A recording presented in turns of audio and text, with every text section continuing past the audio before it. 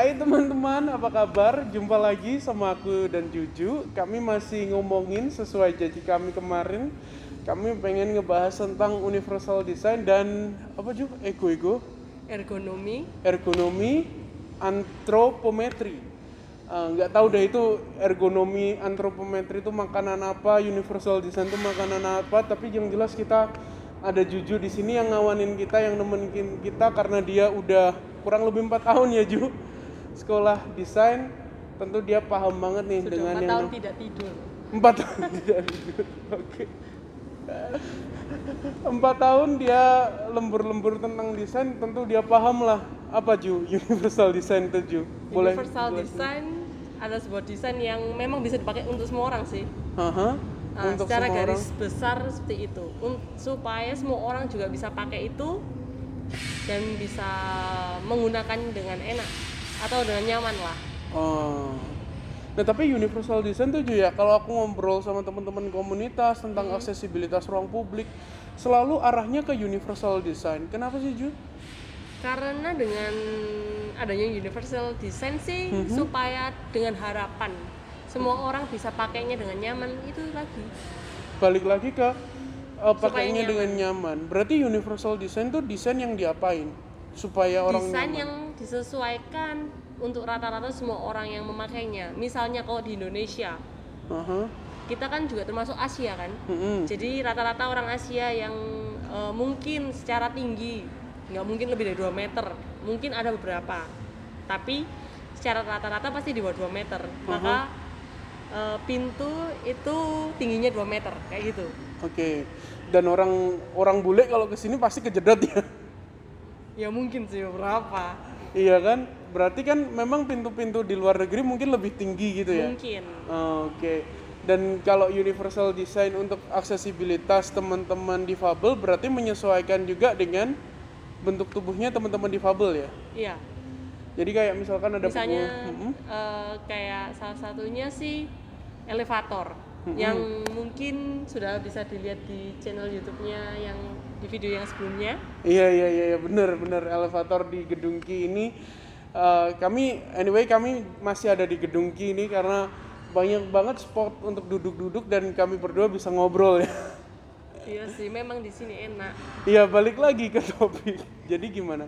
Kayak tadi elevator itu Elevator itu semua orang bisa pakai kan? Maupun orang yang tanpa sebuah kebutuhan secara khusus bisa pakai. Orang yang memiliki kebutuhan khusus pun bisa pakai. bisa pakai dengan mudah bahkan Iya. kalau elevator di sini tadi. Iya. Ada tombol-tombolnya tuh Ada braille-nya, rendah, ada braille-nya lebih juga. rendah. Gitu ya. Ada voice over. Benar. Berarti universal design intinya adalah desain yang ramah untuk semua penggunanya ya. Iya. Nah tapi Ju, aku dengar-dengar juga ada universal design untuk teman-teman yang kidal. Universal Itu agak design unik juga sih. termasuk untuk orang-orang yang kidal.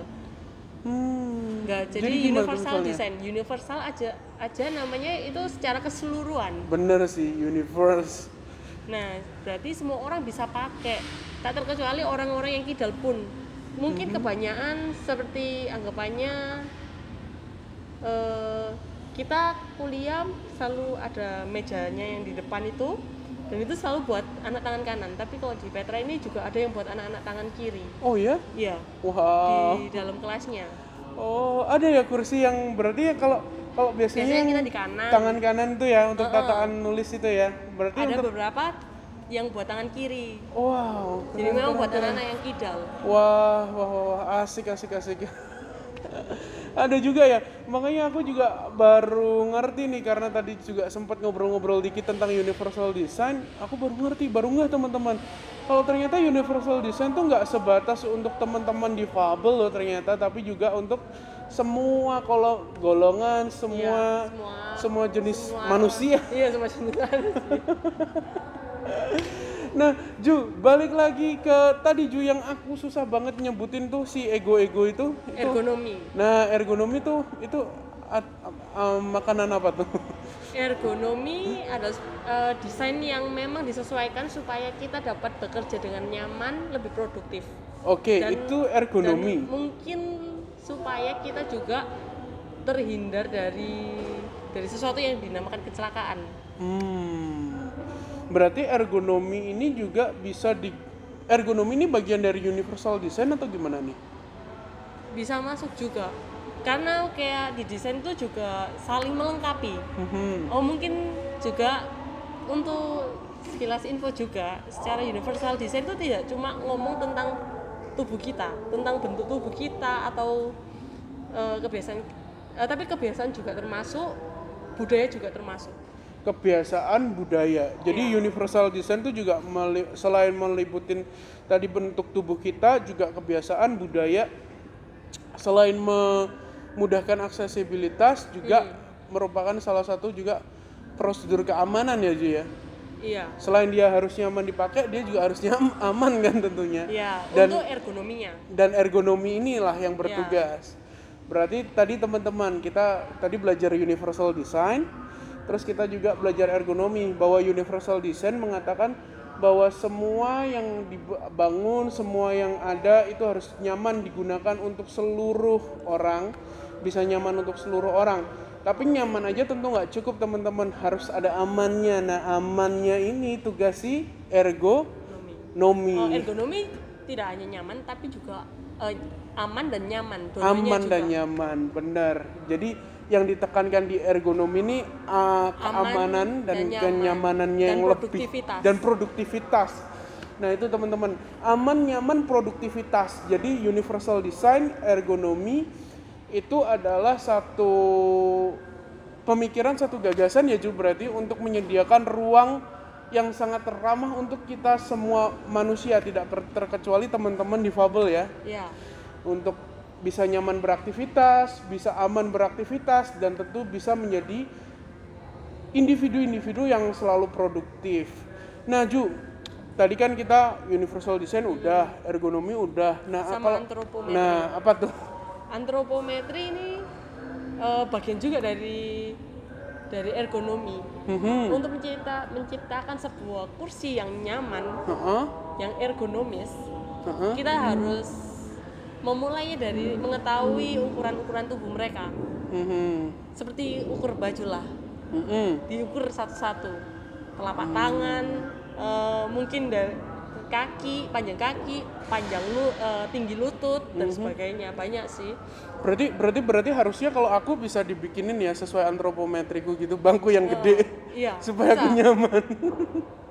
Loh, kok setiap bangku pun, mungkin bangku kuliah memang juga kita harus lihat. Sebenarnya ada rumusnya sih. Ada rumusnya ya gitu-gitu? Ada rumusnya. Wow. Jadi dilihat jangkauan terbesar seberapa, misalnya paling besar seperti Koricat ini. Atau yang paling kecil yang kurus banget. Nah, itu juga bisa. Jadi dilihat dari dua orang ini dan menciptakan satu desain yang nyaman, bisa dipakai oleh dua orang ini, yaitu juga termasuk universal design.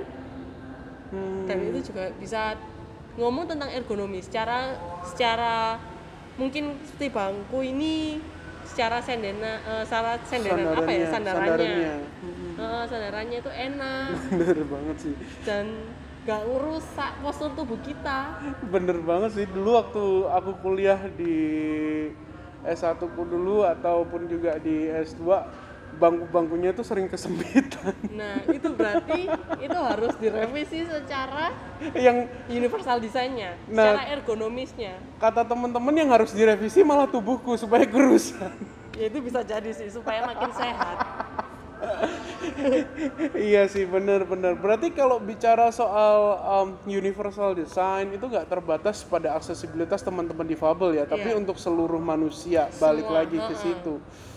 Dan ergonomi, antropometri, universal design ini yang kamu pakai ya dalam penelitian tugas akhirmu yang tentang Down syndrome itu.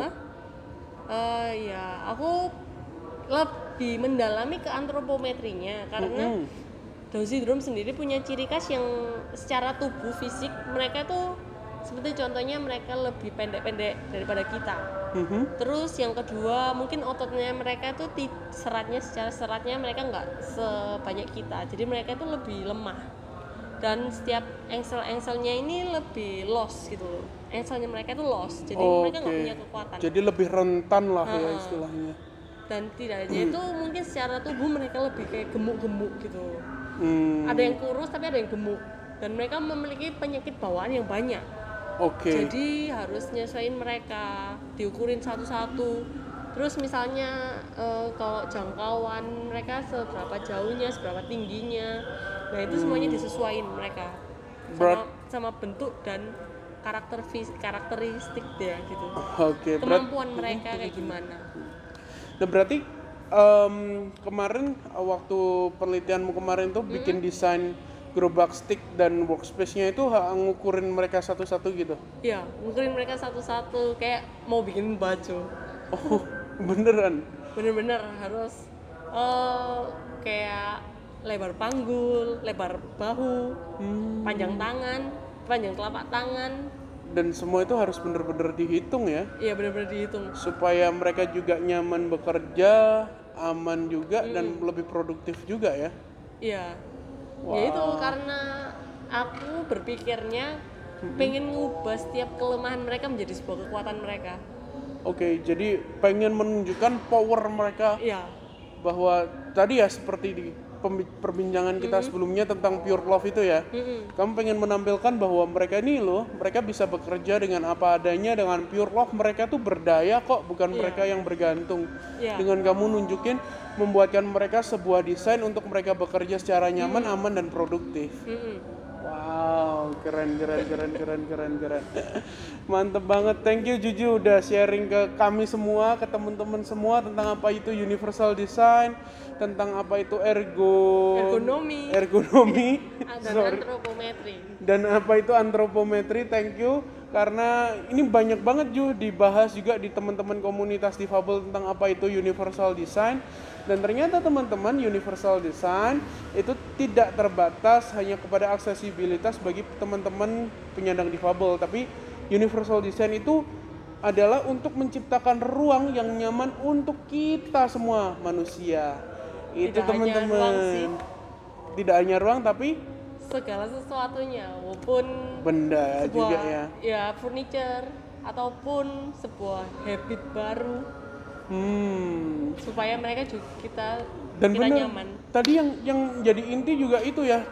Universal design tuh selain apa tadi? Selain bentuk tubuh juga disesuaikan dengan budaya dan kebiasaan.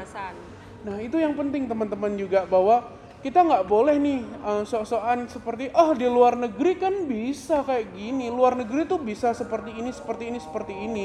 Nggak teman-teman, tapi untuk menciptakan Indonesia yang inklusi, untuk menciptakan Indonesia yang ramah difabel, untuk menciptakan Indonesia sebagai negara yang ramah untuk semua manusia, kita juga harus menciptakan satu desain yang memiliki ciri khas keindonesiaan kita yang sesuai dengan budaya Indonesia ya Ju berarti, dan sesuai dengan kebiasaan kita sebagai orang Asia.